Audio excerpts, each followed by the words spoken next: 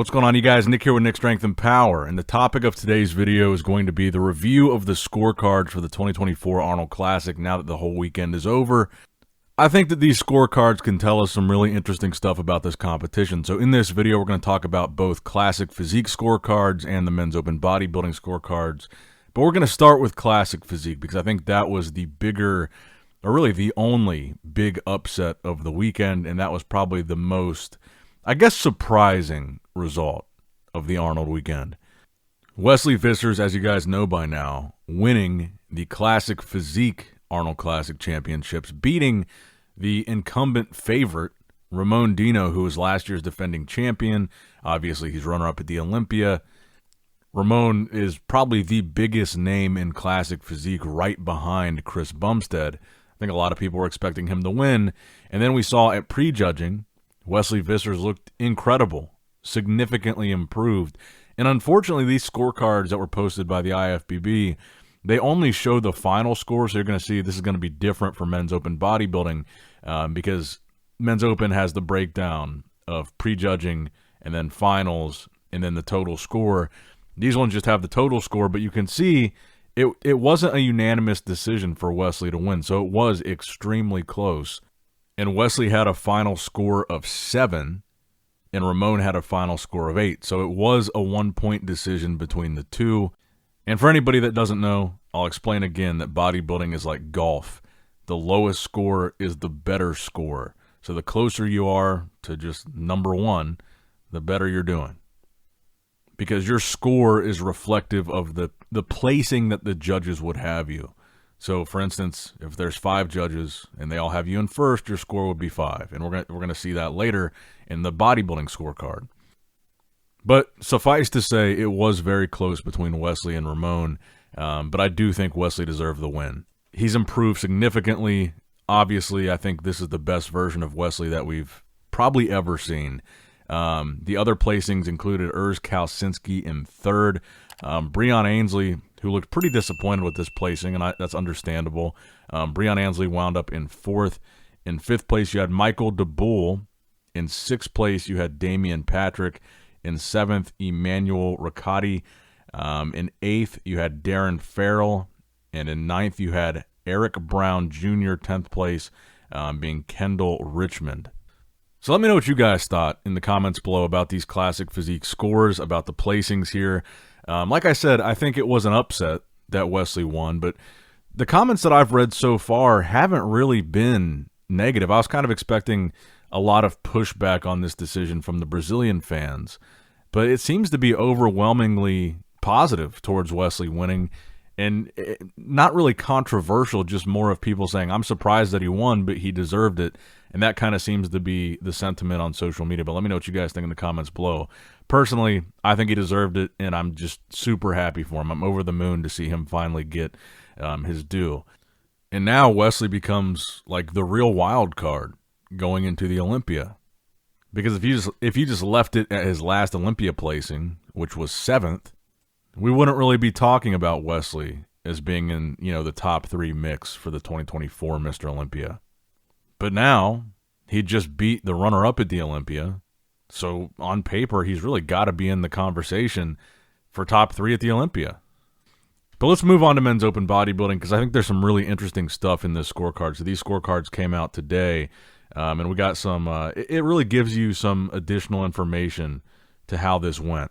So let's start off with the 2 that I know the most people want to talk about, Hadi Choopan and Samson Dauda. How close was it? What were the scores? So like I said, you can see here that the scores are broken down into prejudging finals and the total score. If you look at Hadi Choopan down on the 7th row, he had a prejudging score of 5 and a final score of 5. That means all 5 judges that scores were counted here had Hadi in first place unanimously at prejudging and finals. So it was a pretty clean sweep for Hadi Choopan.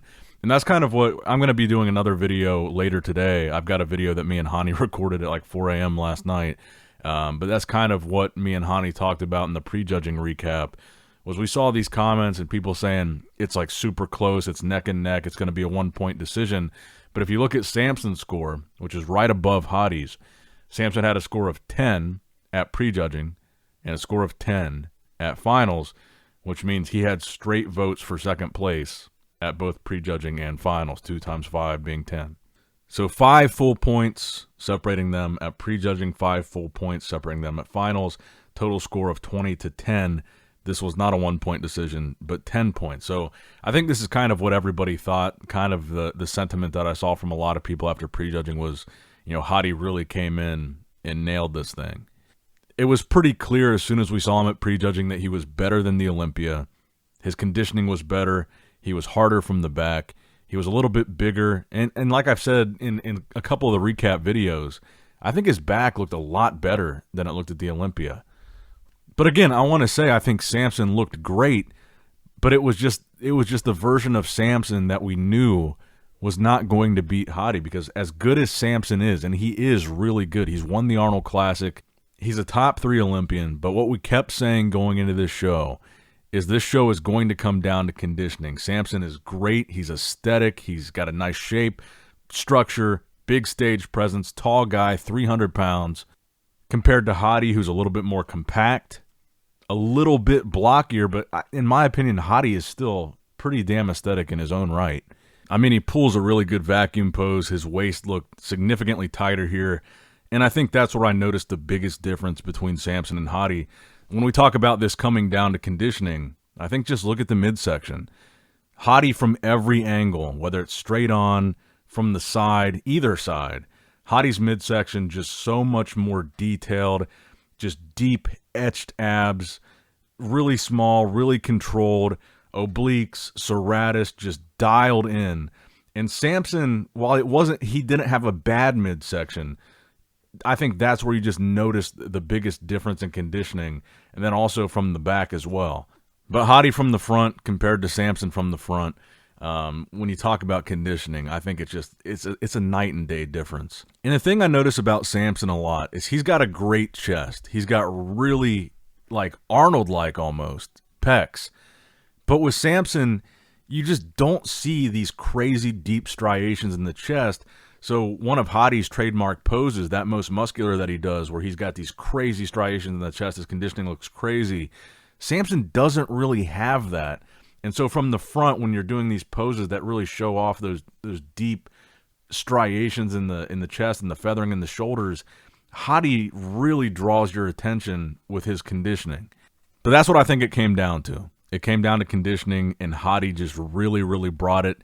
And Samson's conditioning, in my opinion, looked about the same as the Olympia, which wasn't enough at the Olympia to beat Hadi, and it certainly wasn't enough here, and it looks like the scores weren't really close. This was pretty decisive for Hadi. Now, in third place, you had Rafael Brandao. Rafael had a score of 15, so for Rafael, it was, again, unanimous third place spot. Now, things get interesting towards the bottom half of this, because I think the biggest swing that you saw was Akeem Williams from prejudging to final. So if you look at Akeem, his prejudging score was 35. So with 5 judges, that averages out to he would have been 7th at prejudging. At finals, he improved his score by 15 points. He had a score of 20 at finals, which means the judges at finals had him in 4th, but the average of those two ended up with him placing 6th. So that's why you saw that call out of Hadi, Samson, Akeem, and Rafael, because Akeem had improved and tightened up so much for finals that by finals he was in 4th place. They had him up there with those guys. I know that a lot of people were asking me, why was Akeem in that call-out? They were confused as to why he was up there and John De La Rosa wasn't, or James Hollingshead wasn't, because James ended up in 5th and John ended up in 4th, so people were expecting to see a call-out with them and Akeem, not Akeem with the top 3. So some of the other placings that you might not have seen last night beyond the top 6, in 7th was where Antoine Vaillant landed. Justin Rodriguez wound up in 8th place.